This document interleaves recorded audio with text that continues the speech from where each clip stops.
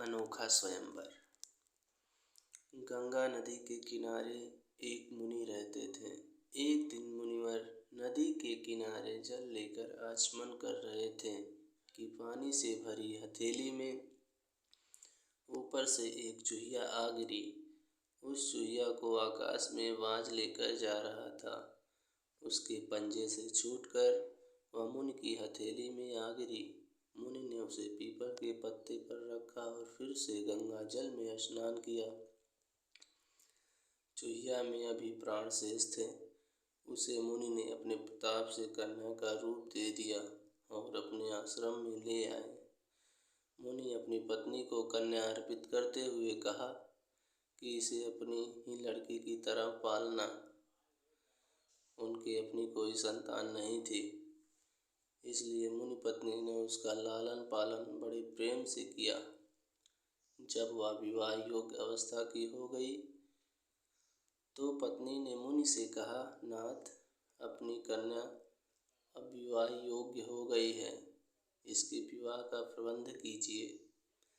मुनि ने कहा, मैं अभी सूर्य देव को बुलाकर इसे उनके हाथ सौंप देता हूँ।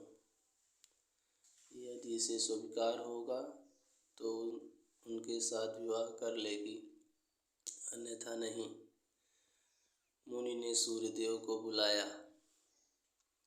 पुत्री ने उत्तर दिया, तात, ये तो आग जैसे गर्म है, मुझे स्वीकार नहीं है।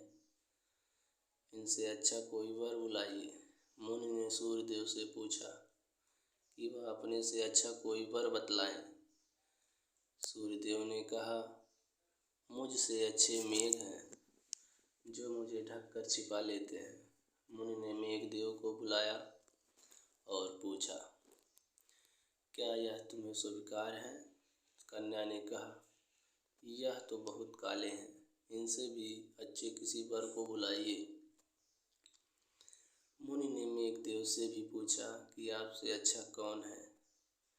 मेघदेव ने कहा, हमसे अच्छे वायु हैं जो हमें उड़ाकर दिशा दिशाओं में ले जाते हैं।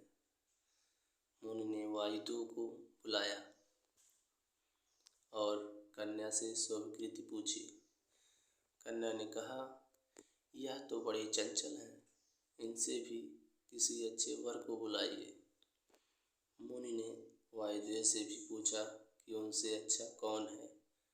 वायुदेव ने कहा, मुझसे अच्छा पर्वत है जो बड़ी से बड़ी आंधी में भी स्थिर रहता है। मुनि ने पर्वतराज को बुलाया तो कन्या ने कहा, यह तो बड़े कठोर हैं, इनसे अधिक अच्छा कोई वर बुलाइए। मुनि ने पर्वतराज से कहा कि वह अपने से अच्छा कोई वर सुझाएं। तब पर्वतराज ने कहा, मुझसे अच्छा चूहा है जो मुझे काटकर अपना बिल बना लेता है। मुनि ने तब चूहे को बुलाया और कन्या से कहा, पुत्री, यह मूषक राज तुम्हें स्वीकार हो तो इनसे विवाह कर ले। मुनि कन्या ने मूषक राज को बड़े ध्यान से देखा। उसके साथ उसे विलक्षण अपनापन अनुभव हो रहा था।